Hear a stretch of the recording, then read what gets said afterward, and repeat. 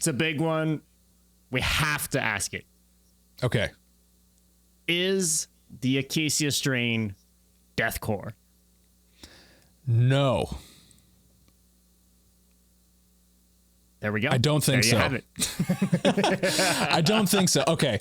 You have to say that. No, I'm kidding. He's contractually obligated to say no. The band, I think, always gets lumped in with deathcore because of Vincent's vocal. Like, he has a very low, like, at times, like, guttural vocal that can be classified as deathcore. Is the music deathcore? I don't think so. These days, like, when I think deathcore, I'm like, I don't know, like Lorna Shore is deathcore, you know?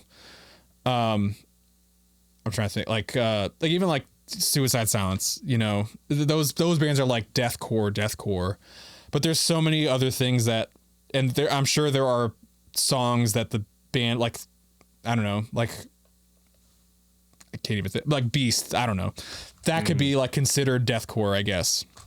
But I don't know, like a song like Crippling Poison is like not very death, like the song's a two-step the entire time. Like that leans like more hardcore.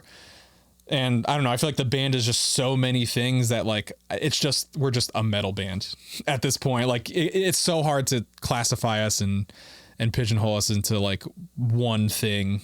That like at times, are we deathcore? Sure, we could be. Are there deathcore moments on the new record? Absolutely.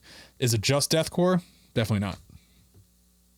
Makes a lot of sense, because like I could see how you know, because saying like we're deathcore, you have this image of like blasting and just like all these crazy parts, as opposed to just like maybe in the early days. But if you look at the Acacia right now, I can see there's not a lot of depth, but there's a lot of core in it, if that makes sense. So it's much more hardcore, even maybe more metalcore per parts and stuff, than it would be considered ever deathcore in that sense. I can see that. The problem with deathcore and that it's that now it's so large. It's such like a big umbrella of it's the new different metalcore. bands. Yeah, it doesn't mean anything anymore. That's kind of why people, I think, we're gonna call, like, there's so many times, like that's one of the biggest things. You're gonna talk about an album, and then people are gonna be like, actually, it's metalcore. No, it's deathcore. That's a big. It's still part of the, like. There's always conversations about that.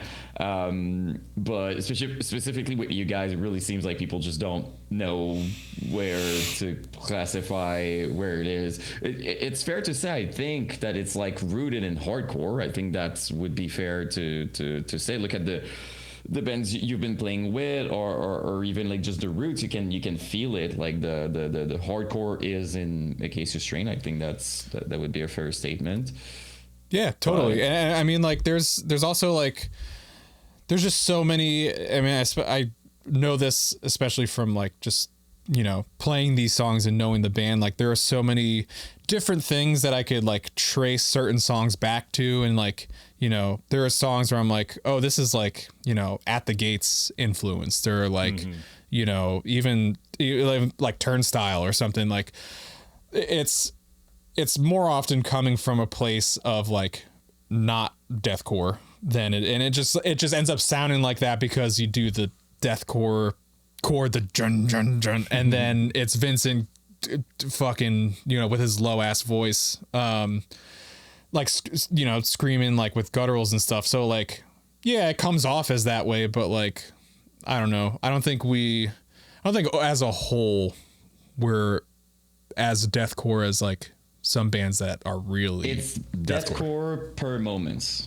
it's like deathcore occasionally. The only kind of thing I would push back on what you just said is, and this isn't me saying the Acacia Strain is deathcore or anything, but I just think that, I think especially earlier on in the Acacia Strain's library and existence, but also in the beginning of deathcore in general, I think most bands did come from that same place. Most deathcore bands did come from that same kind of places as you're talking about, right? Like, would have been influenced. Oh, this is an At the Gates riff, but then this is also a hardcore two-step and or a hardcore breakdown, right? Like, I think there was a lot of like before deathcore was a thing, they weren't influenced by other deathcore bands. Those early bands, right? So I think especially early on, I think that's where like the Acacia Strain was kind of lumped into that same bucket. But undoubtedly, like today, you look at the entire discography of the Acacia Strain, and it'd be stupid to call the last record anything close to deathcore for sure, right? But if we were talking about continent, it's maybe a little bit more up for debate, right? Yeah, of course. I mean, like, because I'm sure if you ask, anyone in the band at that time, it's like, who are your influences? They're not going to say like, what you, like deathcore bands that now. They're going to be like, oh, I don't know, like Cannibal Corpse, Decapitated, like, actual like death metal bands. So, or hardcore bands even. So, yeah, I mean, I'm at a certain point, like, talking 20 years ago, it was before deathcore wasn't even a thing. Like they're pulling it from death metal and hardcore bands. But yeah, I mean, like, these days, it's very rarely like deathcore influence. Like we still have those like hardcore influence, and even like outside the genre, like a lot of, like just straight up rock bands are my main influence for like writing and stuff. And I think that's fine. I think that makes a more unique. That's what makes it stand out. Yeah, for sure. Yeah. I think another reason, because I have like a YouTube channel, I'm documenting like the MySpace era and whatever, I'm documenting music, and the thing that comes, as a topic of discussion very often is, first of all, the Acacia Strain is a big influence for tons of deathcore bands. So there's that. Yeah. So by association, I think it's called.